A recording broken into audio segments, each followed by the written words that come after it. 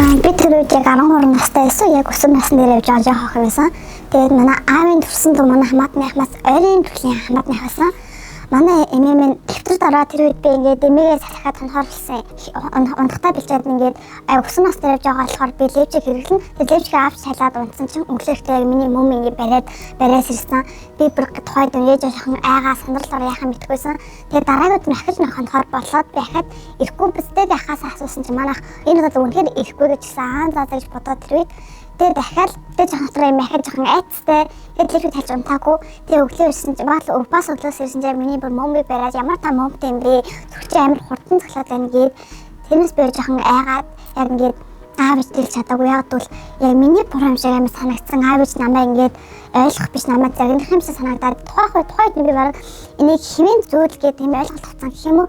Бүхэл охтыг угаасаа ингэдэм байна ханаа гэж бодсон.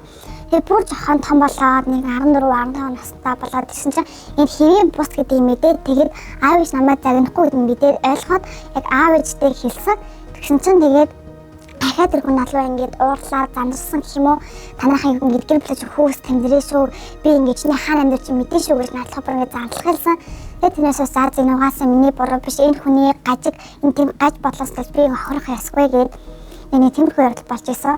Тийм болохоор надад ч гэсэн өсвөр настай явж байгаа охтуудтай хэлэхэд иймэрхүү явдал болох юм бол хамгийн түрүү том хүн насран хамгаалцтай хэлээрээ энэ бол чиний буруу биш шүү. Тэр хүмүүсийн буруу гэдгийг ойлгоорой. Би бол хөтлөгч Крис. Бодит аюулын мөрөөр бидний дунд мөрдөд сурчлах нэвтрүүлэхээр тун удахгүй тантай уулзах бол